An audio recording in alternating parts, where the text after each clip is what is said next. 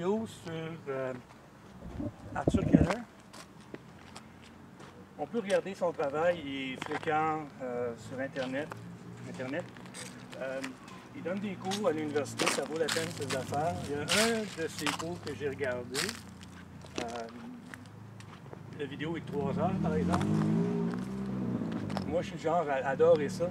Cependant, dans les 15 dernières minutes, il donne des recommandations pour qu'on puisse faire face à ce à quoi on ne s'est toujours pas préparé, qui va être une grande difficulté à affronter.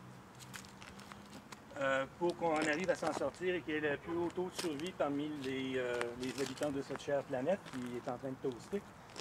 Il donne 18 recommandations. Elles sont toutes faciles à suivre et sont classées en 3 sections.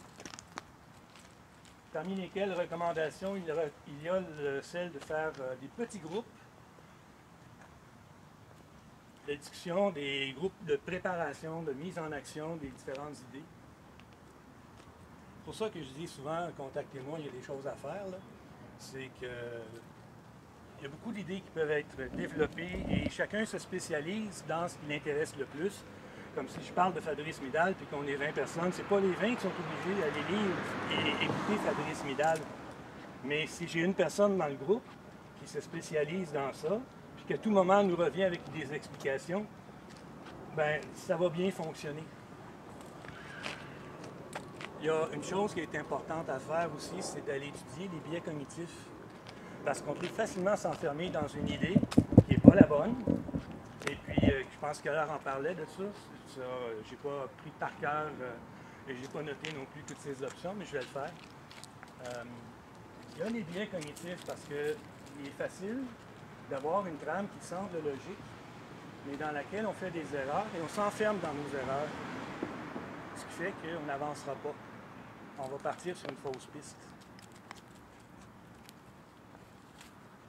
J'ai passé ma vie à me documenter sur de multiples sujets, vérifier aux 3 ans ce que je crois savoir sur les sujets en question, avec des informations qui datent de moins de 5 ans. Si vous faites ça, vous allez être à jour. Ce qui se passe, c'est que les programmes gouvernementaux, ça leur prend tellement de temps à réagir et s'enlever les doigts du nez, puis ils essaient de tout le temps suivre les idées qu'il y avait déjà au préalable. Alors, s'ils se rendent compte que leur méthode d'enseignement est désuète, en fait, elle est fausse, elle ne donne pas les résultats souhaités, bien, ils vont continuer d'essayer d'ajuster la chose au lieu de changer au complet, parce qu'eux ont l'habitude de faire ça. Mais les enfants qui rentrent à l'école, c'est la première fois qu'ils rentrent à l'école. Ils n'ont pas besoin de savoir que c'est tout un nouveau système. Mais juste le fait que le professeur doit s'ajuster.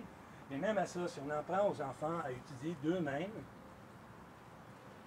en groupe, chacun se met à lire un livre qui lui plaît, ou on les fait lire des livres ensemble. J'avais d'ailleurs parlé de faire des dictées sur ces livres-là. Le livre qui est désigné pour le lundi, là, les enfants peuvent le lire toute la semaine s'ils veulent, parce qu'il y a une pause après la dictée du matin, après la dictée de l'après-midi. C'est 3 minutes de dictée. Et on ne fait aucune faute. Il y a une personne qui est choisie par des jetons. Ça peut juste être des jetons blancs, dont certains ont une tache dessus, une tache au feutre.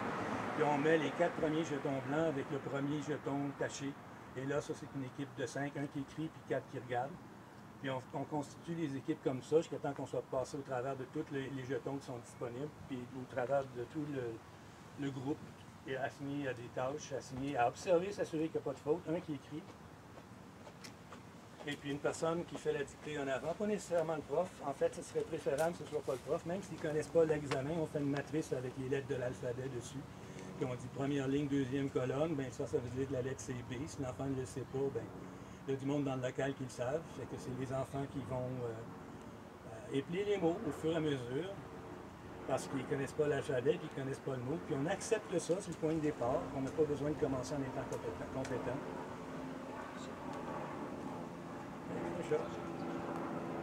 Attention.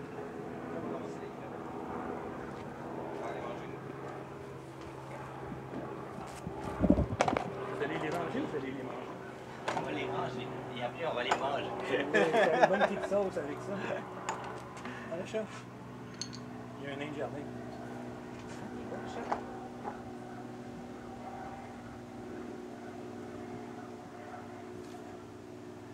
C'est suivre. C'est pas nos chats qui ferait ça, Apolline? Il y a une méthode, hein, c'est... Oui, il paraît qu'il faut les prendre un peu plus jeunes. J'ai commencé ça avec un chat qui avait déjà 5 ans quand ma femme me l'a donné. Mais la chose que c'est que je reste à côté de lui. Fait que le chat s'habitue à ma présence. Puis avec le temps, si moi je m'éloigne, ben il a tendance à me suivre.